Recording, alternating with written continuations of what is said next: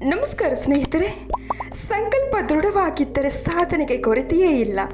ಭಯವನ್ನು ಮೆಟ್ಟು ನಿಂತು ಆತ್ಮವಿಶ್ವಾಸದಿಂದ ಮುಂದೆ ದೃಢ ನಿರ್ಧಾರ ಮಾಡಿದರೆ ಅಂದುಕೊಂಡಿದ್ದನ್ನು ಸಾಧಿಸಬಹುದು.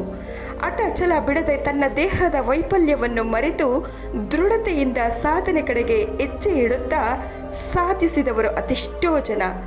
ಅವರಲ್ಲಿ ಒಬ್ಬರು ಪ್ರಿಯಾಶಾ ಮಹದಾರ್ ಅವರು. ಅವರ ಹಠ ಮುಂದೆ ಗೆಲುವು ಸಹ ತಲೆ ತಗ್ಗಿಸಿ ಕೈಕಟ್ಟಿ ನಿಂತಿದೆ.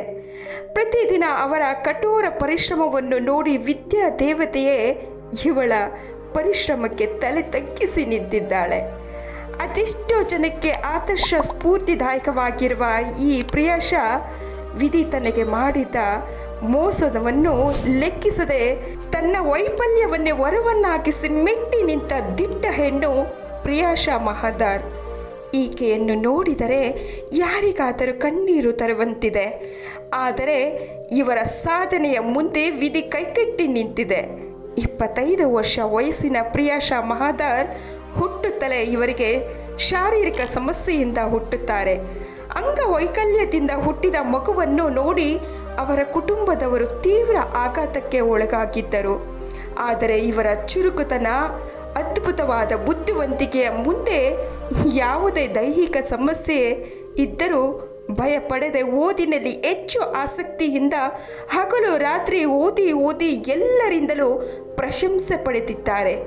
ಇವರ ಈ ಆಸಕ್ತಿಯನ್ನು ಗುರುತಿಸಿದ ತಂದೆ ತಾಯಿಯು ಹೆಚ್ಚು ಶ್ರಮಪಟ್ಟು ಪ್ರೋತ್ಸಾಹಿಸಿದ್ದಾರೆ. 25 ವರ್ಷ ವಯಸ್ಸಿನ ಪ್ರಿಯಾಶಾ ಮಹದಾರ್ ವಿರೂಪಗೊಂಡ ಕೈಕಾಲುಗಳು ಇಲ್ಲದೆ ಕೇವಲ 3 ಅಡಿ ಎತ್ತರವನ್ನು ಹೊಂದಿದ್ದಾರೆ. ಆದರೆ 2022ರಲ್ಲಿ ಅಖಿಲ ಭಾರತ UGC ನೆಟ್ ಪರೀಕ್ಷೆಯಲ್ಲಿ 99.31 ಅಂಕಗಳನ್ನು ಗಳಿಸುವ ಮೂಲಕ ಅಪರೂಪದ ಸಾಧನೆಯನ್ನು ಅವರ ಅಂಗವೈಕಲ್ಯ ತಡೆಯಲಿಲ್ಲ. ಬಂಗಾಳದ ಶಾಂತಿಪುರದ ಹುಡುಗಿ ಪ್ರಿಯಾಶಾ ಅವರು ಬಾಲ್ಯದಿಂದಲೂ ವಿವಿಧ ಅಂಗವೈಫಲ್ಯಗಳ ಸವಾಲುಗಳನ್ನು ಎದುರಿಸಬೇಕಾಗಿತ್ತು. ಸಂಬಂಧಿಕರು ಪ್ರಯೋಜನಕ್ಕೆ ಬಾರದ ಹೆಣ್ಣು ಮಗು ಹುಟ್ಟಿದೆ ಎಂದು ನೋಯಿಸಿದರು. ಪ್ರತಿದಿನ ಶಾಲೆಗೆ ತನ್ನ ತಾಯಿ ಅವರನ್ನು ಮಗುವಂತೆ ಹೊತ್ತು ಒಯ್ಯುತ್ತಿದ್ದರು. ಏನೇ ಸಮಸ್ಯೆ ಇದ್ದರೂ ಮಾಧ್ಯಮಿಕ ಶಾಲೆಯಿಂದ ಪ್ರಾರಂಭವಾಗುವ ಹಲವಾರು ಪರೀಕ್ಷೆಯಲ್ಲಿ ಉತ್ತಮ ಅಂಕಗಳೊಂದಿಗೆ ಉತ್ತೀರ್ಣರಾದ ಪ್ರಿಯಾಶಾ UGC ನೆಟ್ ಪರೀಕ್ಷೆಯಲ್ಲಿ ಕುಳಿತು ಅವಳ ಕೈಕಾಲುಗಳು ಆರಾಮಾಗಿ ಕುಳಿತು ಪರೀಕ್ಷೆ ಬರೆಯಲು ಸಾಧ್ಯವಾಗುತ್ತಿರಲಿಲ್ಲ. ಆದ ಕಾರಣ ಒಂದೆಡೆ ಮಲಗಿ ಕಂಪ್ಯೂಟರ್ ಆಧಾರಿತ ಪರೀಕ್ಷೆಯನ್ನು ಬರೆಯಬೇಕಾಗಿತ್ತು. ಆದರೆ ಪರೀಕ್ಷೆಯಲ್ಲಿ ಅತ್ಯಂತ ಉತ್ತಮ ಅಂಕ ಗಳಿಸಿದರು ಪ್ರಿಯಾಶಾ.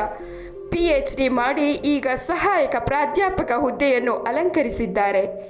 ಅದೆಷ್ಟೋ ಆರೋಗ್ಯವಾಗಿದ್ದರೂ ಕ್ಷುಲ್ಲಕ ಕಾರಣಗಳಿಂದ ತನ್ನ ವಿದ್ಯಾರ್ಥಿ ಜೀವನವನ್ನೇ ಅಂತ್ಯಗೊಳಿಸಿಕೊಳ್ಳುವ ವಿದ್ಯಾರ್ಥಿಯರ ಮುಂದೆ ಸ್ಫೂರ್ತಿಯ ಚಿಲುಮೆಯಾಗಿ ನಮಗೆಲ್ಲ ಆಶಾ ದೀಪವಾಗಿದ್ದಾರೆ ಪ್ರಿಯಾಶಾ.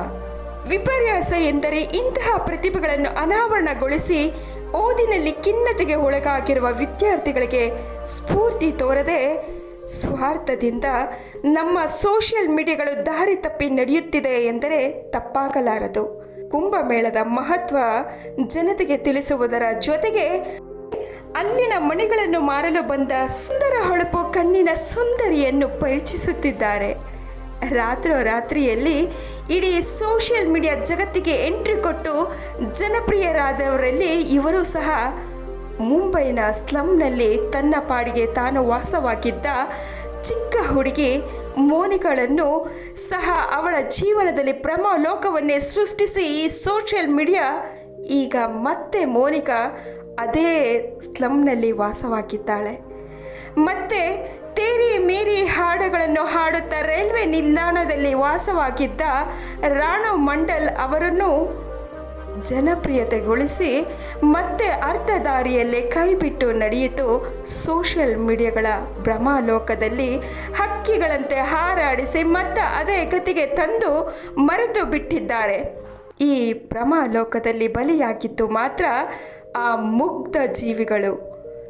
ಇವರ ಭಾವನೆಗಳ ಜೊತೆ ಈ ಸೋಷಿಯಲ್ ಮೀಡಿಯಾಗಳು ಚೆಲ್ಲಾಟವಾಡುವ ಬದಲಿಗೆ ಪ್ರಿಯಾಶಾ ಅಂತಹ ಪ್ರತಿಭೆಗಳನ್ನು ಪರಿಚಯಿಸಿ ಜನಪ್ರಿಯಗೊಳಿಸಿದರೆ ಖಿನ್ನತೆಯಿಂದ ಬಳಲುತ್ತಿರುವ ವಿದ್ಯಾರ್ಥಿಗಳಿಗೆ ಸ್ಫೂರ್ತಿಯಾಗಲಿದೆ ಎನ್ನುವುದೇ ನನ್ನ ಅನಿಸಿಕೆ.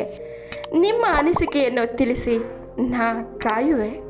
ನಾ ನಿಮ್ಮ ಪ್ರೀತಿಯ ಗೆಳತಿ ನಯನ. ನಮಸ್ಕಾರ.